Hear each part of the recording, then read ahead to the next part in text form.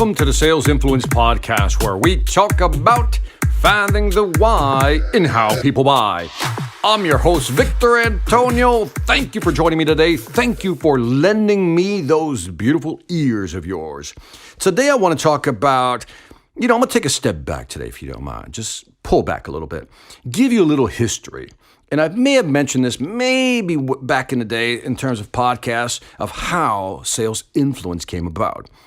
Well, the year was about 2007, I believe. I'm stuck in Salt Lake City. I'm at the airport. And when you're walking around the airport, you're just like a walking zombie, the walking dead, just trying to kill time. You can only drink so much coffee. You can only eat so much bad food. And I remember I walked into this bookstore. And I saw this book by Dr. Robert Cialdini called Influence, to which I said, looks interesting.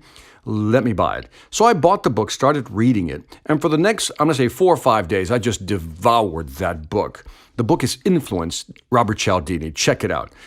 And in the book Influence, Cialdini talks about just different, basically he compiled different studies on why and how people make decisions in general, not just sales. But that's when I got the idea that if I can understand how people make decisions, and then I can apply that to selling sales, then maybe that's a more effective way to present information. Because today, all these sales books always talk about how to persuade people, how to push people, how to nudge people, how to convince people to buy something.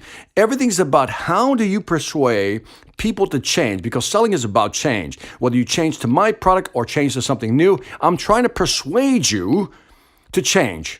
Buy from me, not from them. Or if you're not doing anything, buy from me, start doing something. It's all about change. It's all about persuading people how to sell. Sell, sell, sell. But Cialdini's book was the first tick mark in my brain that says, maybe I'm looking at the wrong side of the equation. Instead of looking at how people, how to sell people, maybe I should look at how they buy. And that was the birth, so to speak, the slow evolution of sales influence, finding the why in how people buy. Because I'm fascinated with why people buy, or more so, with why they don't buy. Yes, I like to understand why they don't buy, because the more I can understand what holds somebody back, the more I can sell effectively. Now, here's a different question. Instead of trying to persuade people to change, why don't we ask this question? And if you're in front of somewhere, you can write this down. If you're driving, make a mental note of it and write it down later. Ask yourself this question. When you're talking to a customer, and let's say you're selling an enterprise solution and you're trying to get them to move off the dime, the question to ask is, why hasn't that person or that department made the change already? Why haven't they made that change already? Why haven't you moved forward? You need it, maybe. So what is it that stops people? Well, there's 3 things. People fall into 3 categories. Type 1, they're unaware. They simply don't know. They don't know they have a problem. This could be the solution, right? They simply don't know. They're unaware that they have a problem.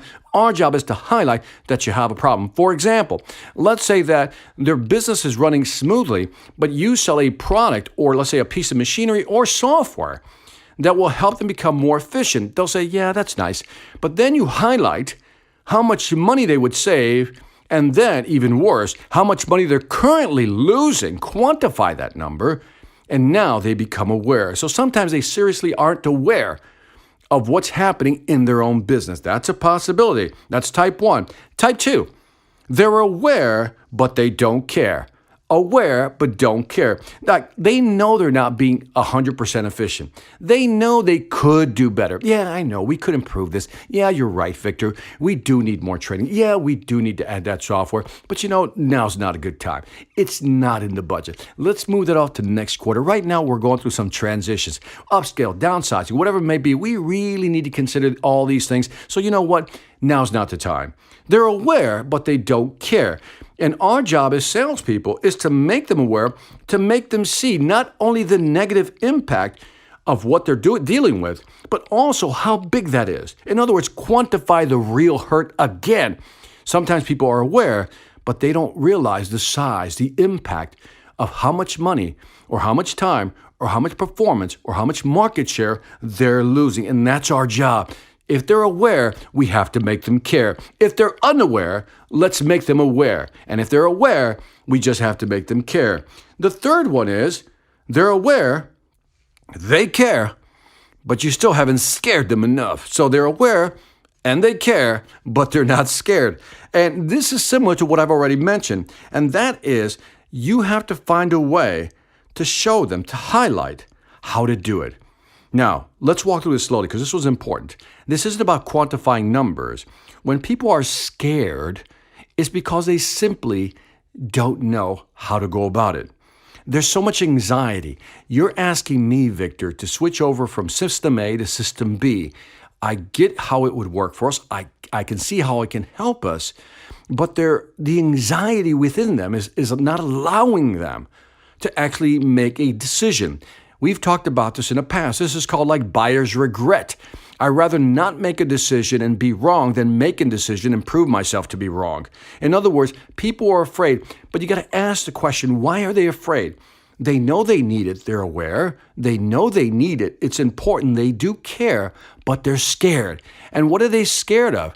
They just simply don't have the steps. They don't have the blueprint, the process. They're anxious. Think about any project in your house, for example, or any project you're currently working on that you know you have to do. That anxiety kicks in because you don't know how it's going to turn out. And there's a lot riding on it. Now think of a company. There's a lot riding on any big mistakes being made. So our job is, I always say, is to reduce their anxiety and increase their certainty. How do we increase their certainty? We show them how it's going to be done.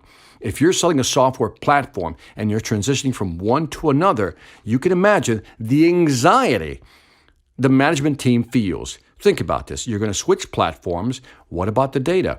What about data integrity? What about interruptions to sales process, operations, so forth and so on? Your job as a salesperson is to assuage their concerns so they go, oh, okay, I can see how this is going to work and how we can transition with minimum impact to our business. That is our job as salespeople. So again, when you're talking to somebody, ask yourself, why haven't they changed? And put them in three categories. One, they're unaware. They simply don't know they have a problem. Two, they're aware, but they don't care enough. In other words, yeah, it's a problem, but it's not a big problem. But maybe they realize it's a big problem, so they're aware, they care, but they're scared.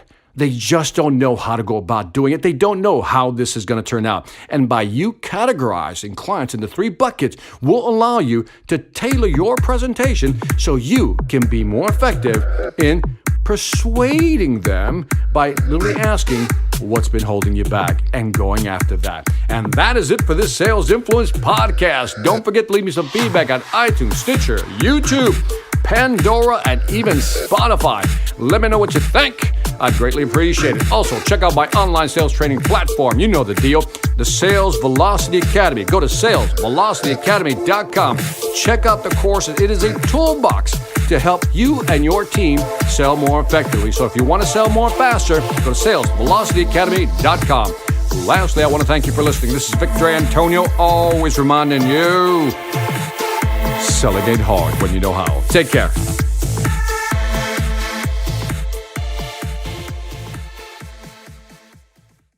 Hi, I'm Victor Antonio. I'm an author, sales trainer, and keynote speaker.